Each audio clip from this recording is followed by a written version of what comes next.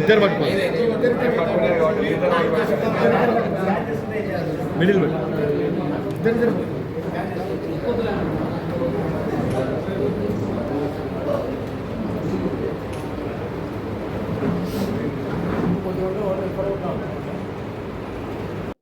మీరు book చదువుకోవాలనుకుంటే scanning తీసుకోండి ఎవరన్నా. క్యూఆర్ కోడ్ ఉంది పైన కూడా కంది, ఇక్కడ కూడా కంది. క్యూఆర్ కోడ్ తీసుకోండి. మీరు కూడా దీంట్లో ఏమైనా సబ్జెక్ట్ రాసుకోవాలంటే.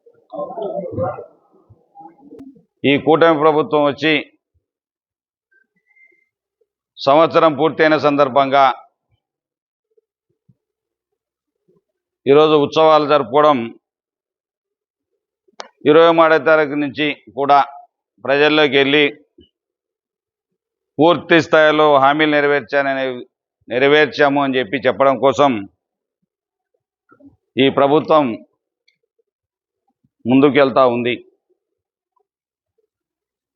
నేను ఒకటే అడుగుతా ఉన్నా, ఈ సంవత్సర కాలంలో మీరు మోసాలు, అబద్ధాలు,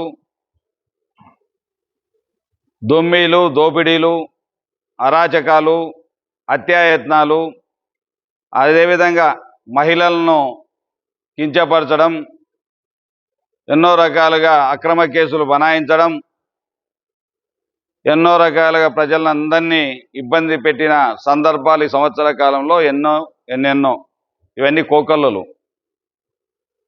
దానిపైన మా అధినాయకుడు వైఎస్ఆర్సీపీ అధ్యక్షులు మాజీ ముఖ్యమంత్రి వర్యులు జగన్మోహన్ రెడ్డి గారు ఈ సంవత్సర కాలంలో గత ప్రభుత్వంలో ఏ విధమైనటువంటి అత్యాచారాలు జరిగాయి, ప్రజల్ని ఏ విధంగా సూపర్ 6లని సూపర్ 7లని ఏ విధంగా ప్రజలను మోసం చేశారో ఈ బుక్లో వివరంగా తెలియజెప్పడం జరిగింది. నేనేం చేయలేను, నేను ఎక్కడ చూపించాల్సిన అవసరం లే, నేను చర్చ పెట్టుకోవాల్సిన అవసరం లే. మీ ఊర్లోనే హాస్పిటల్ కట్టినాం, మీ ఊర్లోనే సచివాలయాలు కట్టినాం, మీ ఊర్లోనే రైతు భరోసా కేంద్రాలు కట్టినాం, మీ ఊర్లోనే పైపు లైన్ వేసినాను, మీ ఊర్లోనే రోడ్లు వేసినాను, మీ ఊర్లోనే హెల్త్ సెంటర్ వచ్చింది, మీ ఊర్లోనే గోడౌన్లు కట్టినాం. మీరు అది ఒక్కటి మాట్లాడకూడదు. అది నిజం కాకపోతే నేను రాజకీయ సన్యాసం చేస్తాను, ఈ ఆడొద్దు. ఎప్పుడే కానీ నువ్వు మాట్లాడితే ఇంకా మళ్ళా బాగుండదు. ఇంకా నువ్వు మునమోపివి. నిజంగా అది నేను చేయకపోతే నేను మునమోపిని, నువ్వు చేసింటే నేను చేసింటే నువ్వు మునమోపివి. నేను నిజంగా చేసింటే ఇంకా మళ్ళీ నువ్వే మునమోపివి. నేను చేయకపోయింటే నువ్వు చెప్పిన దానికి నేను యాక్సెప్ట్ చేస్తా, నీ తిట్లన్నీ అంగీకరిస్తా. నువ్వు చేతగాక ఏడ్చుకోలేక యా ఊరు కథ ఎందుకు చెప్తున్నావు? నువ్వు ఈ ఊరిది చెప్పాయా? నేను ఛాలెంజ్ నీకేంగా, ఎన్ని కోట్ల అయిందో లెక్కేసుకుని ఆడద్దు, వేసుకొని మాట్లాడదాం. నాకు ఏడ జరిగే 150 కోట్ల అభివృద్ధి అంటున్నావు. నువ్వు ఎంత దూరం అవసరం లేదు, 150 కోట్ల అవసరం లే. నువ్వు చూపించు, ఒక 20 కోట్లు చూపించు. తెచ్చినారు, ఏడపోసినారు, ఇవన్నీ బ్రాందీ షాపులు తెచ్చినారు, ఖచ్చితంగా కాదన్నీకి లేదు. ఊరూరు బెల్ట్ షాపులు తెచ్చినారు, కాదన్నీకి లేదు. ఎక్కడ చూసినా ఇసుక దోపిడీ చేస్తూ ఉన్నారు, కాదన్నీకి లేదు. ఎక్కడ చూసినా రిజిస్టర్ ఆఫీసులో దోపిడీ చేస్తూ ఉన్నారు. ఎక్కడ చూసినా బ్రాందీ షాపులలో లక్షల వసూలు చేస్తూ ఉన్నారు. అది 100% 150 కోట్లు దాటిటాయి.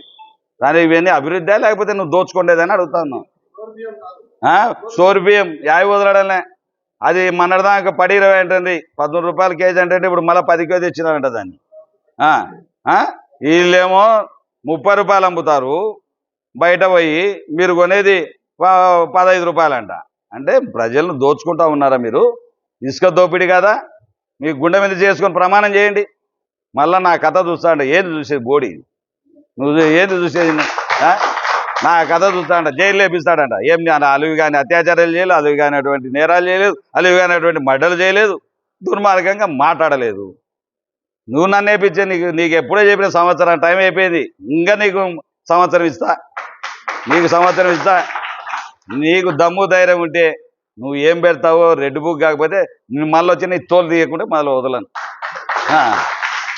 ఏందో చేయొచ్చు, నువ్వు చేయొచ్చు, మా చేత కాదు. మళ్ళా ఏడాడవో తుపాకులు అయినా పట్టుకుంటే నా మీద దోయనికి చూస్తావు. నువ్వు నన్ను ఏదో కేసులో పెట్టేయాలి ఆదిలాబాద్లో అని చూస్తావు. నాకు సంబంధం లేనిటువంటి ఇట్లాంటివి నువ్వు ఎన్ని చేసినా మా బొచ్చు కూడా వీకలేవు